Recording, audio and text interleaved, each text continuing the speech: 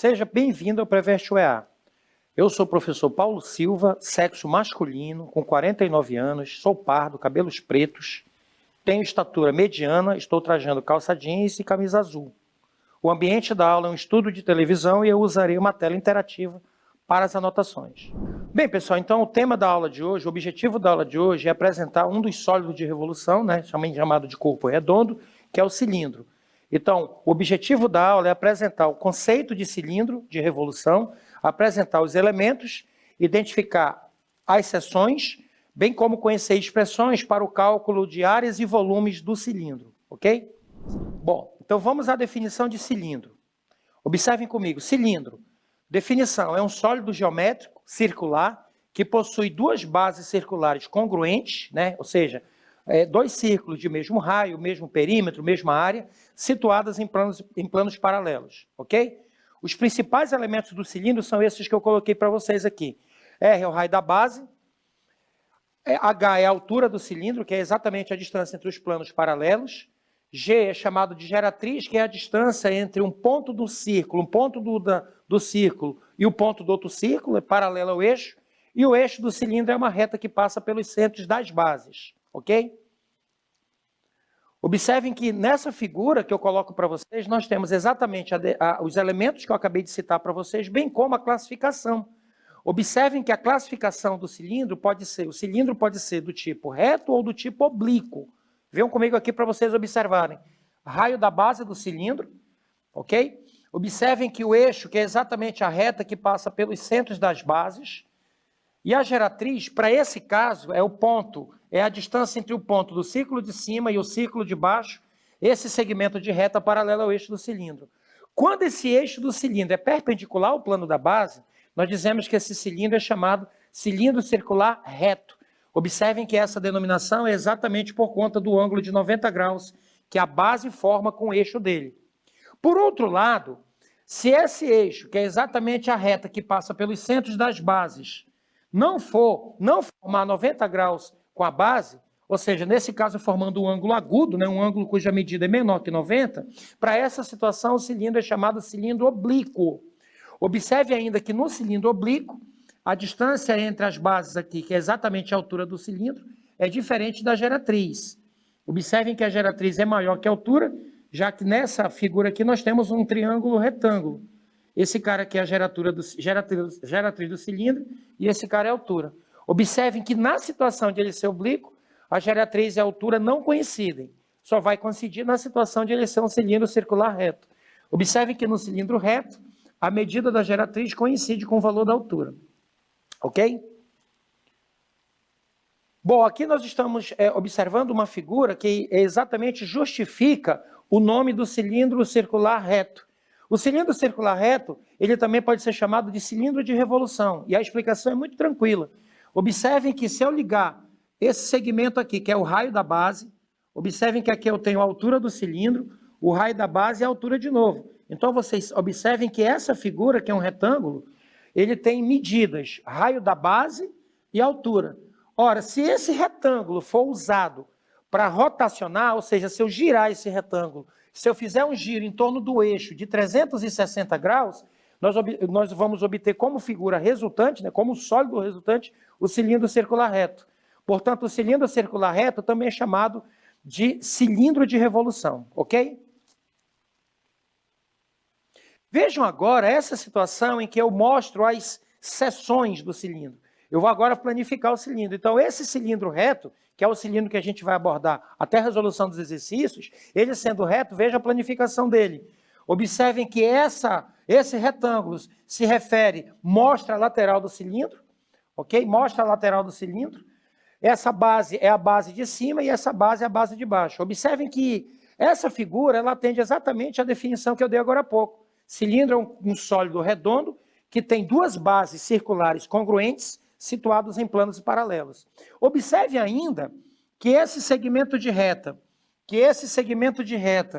liga esse ponto, que eu vou chamar de A, até o ponto B, corresponde exatamente ao comprimento da base, que é o comprimento da circunferência, que é 2π vezes R. Observe ainda que esse segmento que liga de B a C é a altura do cilindro. Portanto, nós temos aqui identificado o que a gente chama de área lateral, ok? E nós, então, aqui temos um círculo de raio R, e, portanto, a gente pode chamar isso aqui de área da base. Observem que, pelo fato de um cilindro ter 2 círculos como base, eu posso dizer que a área da base tem que ser duplicada no cálculo da área total, ok? Agora, talvez a parte mais importante, gente, da nossa aula. Agora eu vou apresentar para vocês as expressões para o cálculo de área da base, área lateral, área total e volume. Venham comigo. Área da base. A área da base se refere à área de um círculo. Dado um círculo de raio R, a área da base desse círculo é dada por π vezes r ao quadrado. A área lateral, conforme eu mostrei no slide anterior, é a área do retângulo. A área do retângulo, aquele retângulo de base 2πr e de altura h. Então, a área lateral do cilindro é dada por 2π vezes r vezes h, onde r é o raio da base e h é a altura. Ora, a área total desse cilindro ele pode ser obtido como? Dobrando a área da base, ou seja, eu multiplico a área da base por 2 e somo com a área lateral. Quando isso for feito, vai sair a expressão para o cálculo da área total do cilindro, 2πr vezes r mais h. O volume do cilindro, tanto ele faz ser reto quanto oblíquo, ele é dado por área da base vezes altura. Então, o volume desse sólido, ele pode ser escrito como a área da base vezes a altura. Lembrando que a área da base é π vezes r ao quadrado, vezes a altura h, ok? Vamos à questão de número 1. Em um cilindro circular reto, sua seção transversal é um círculo de raio 6 e sua seção meridiana é um retângulo de área igual a 96 centímetros quadrados. A altura desse cilindro é, letra A, 6π centímetro, letra B, 16π centímetro, letra C, 4π centímetro, letra D, 8 centímetros e letra E, 6 centímetros. Bem, observem que para eu resolver essa questão, eu tenho que lembrar da seção transversal. A seção transversal é tão somente uma reta que contém o eixo. A interseção de um plano que eu passo, contendo o eixo do cilindro, vai dar o que a gente chama de seção meridiana, que, por hipótese, ele me deu como área 96 centímetros quadrados. Tudo bem? Outra coisa importante é que, na seção meridiana, que é um retângulo, observem que a seção meridiana do cilindro é um retângulo, lembrando que a seção meridiana foi obtida pela interseção de um plano que passa pelo eixo do cilindro. Eu vou determinar aqui o diâmetro da base, lembrando que diâmetro é o dobro do raio, 2 vezes r, vezes a altura h. Ora, só que a área da seção meridiana é a área de um retângulo. Vamos lembrar? A área da seção meridiana é igual à área de um retângulo, ou seja, base, que é 2r,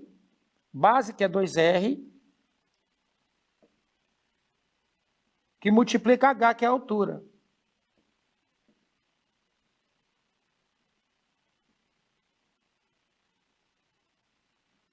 Aqui está a área da seção meridiana.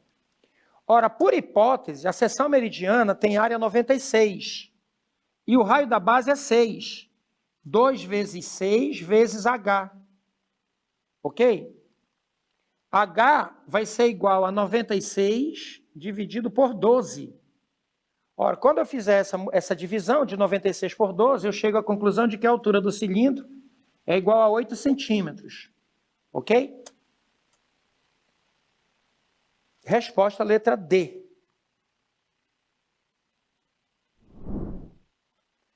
Vamos à questão de número 2 agora. Observem só. 2 recipientes com formato de cilindro circular reto, A e B, possuem diâmetros da base que medem 6 centímetros e 8 centímetros, respectivamente, e alturas em centímetros indicada por H1 e H2, como nas figuras. Sabe-se que os 2 recipientes têm volumes iguais. Observem que essa aqui é a hipótese muito fundamental do exercício. E estão completamente cheios de um certo líquido. Aqui está a figura. Observem que o diâmetro do cilindro A é 6 centímetros e o raio é a metade. Observem que o cilindro B tem diâmetro 8 com raio metade. A altura do cilindro é H1 do cilindro A e a altura do cilindro B é a chamada de H2. Ora, se eu tenho os raios, os diâmetros, eu posso achar os raios das bases pegando esse diâmetro e dividindo por 2, ok?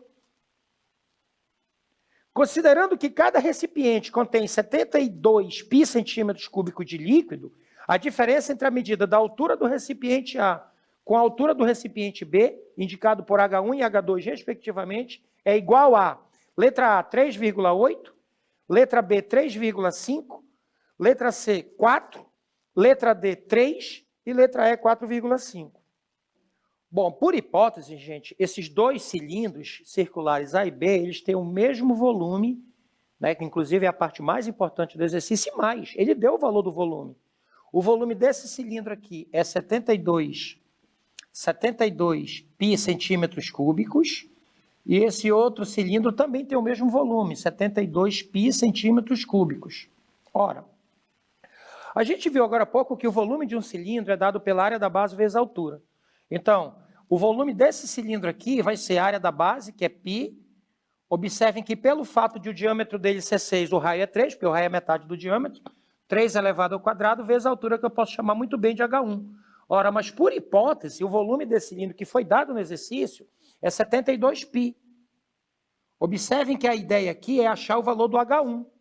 Ora, se eu dividir tudo dos dois lados da igualdade por 9π, o que é que vai acontecer? Dividindo desse lado por 9π e dividindo desse lado por 9π, eu vou acabar encontrando o valor do H1.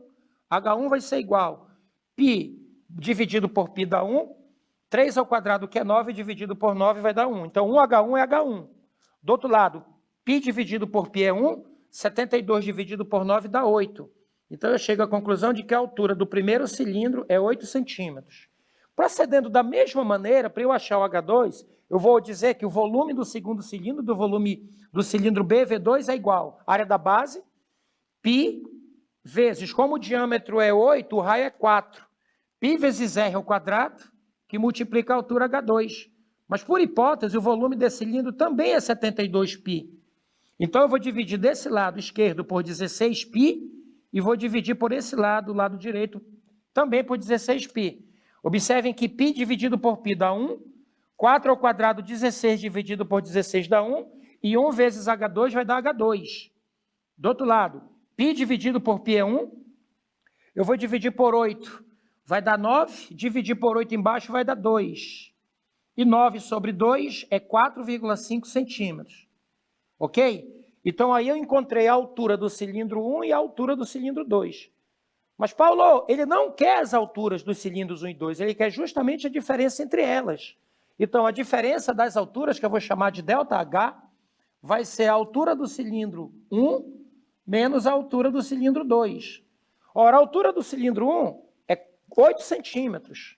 Então, a diferença entre as alturas vai ser igual a 8, que é a altura do cilindro A, menos 4,5, que é a altura do cilindro B. Daqui, então, eu concluo que a diferença entre as alturas desses dois cilindros é 3,5 centímetros.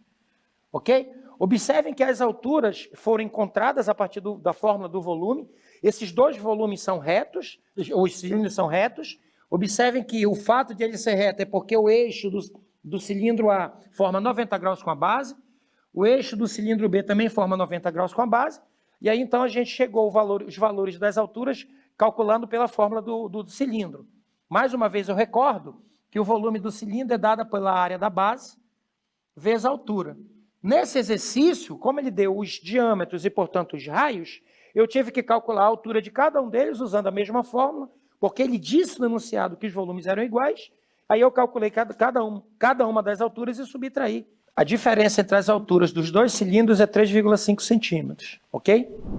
Muito bem, na aula de hoje vimos um dos corpos redondos, né, um cilindro circular, reto, também chamado de cilindro de revolução, e esse assunto é extremamente importante por conta dos elementos do cilindro, bem como as expressões para calcular a área da base, área lateral e área total, bem como o volume, ok? Siga o Preveste OEA em todas as redes sociais.